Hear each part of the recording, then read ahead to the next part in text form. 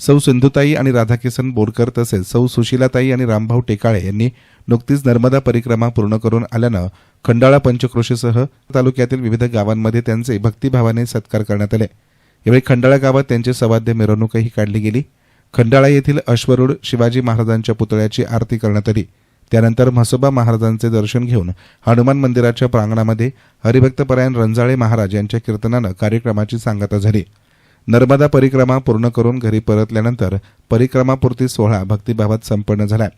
अनेक महिन्यांच्या कठोर साधना, पदयात्रा, उपवास आणि नियमांचे पालन करून नर्मदा मातेची परिक्रमा पूर्ण केल्यानं हा सोहळा भाविकांसाठी आनंदाचा आणि समाधानाचा क्षण ठरला। उपस्थित साधू संत धर्मगुरूंनी आशीर्वाद देत परिक्रमेचे आध्यात्मिक महत्त्व सांगितले।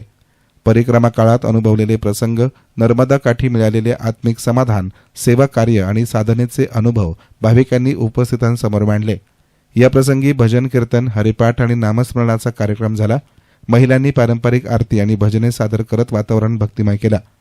परिक्रमापूर्तीनिमित्तानं अन्नदान आणि महाप्रसादाचंही आयोजन केलं होतं। नातेवाईक, मित्रपरिवार आणि ग्रामस्थांनी मोठ्या संख्येनं उपस्थिती लावत भाविकांचे अभिनंदन केले।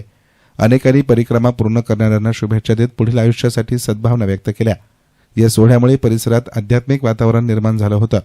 नर्मदा परिक्रमेने संयम, श्रद्धा, सेवा आणि आत्मशुद्धीचा मार्ग दाखवल्याची भावना उपस्थित भाविकांनी व्यक्त केली आहे।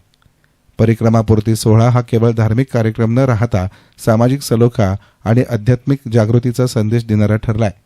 इस्तान मीडियासाठी प्रतिनिधी युनुस इनामदार, श्रीरामपूर।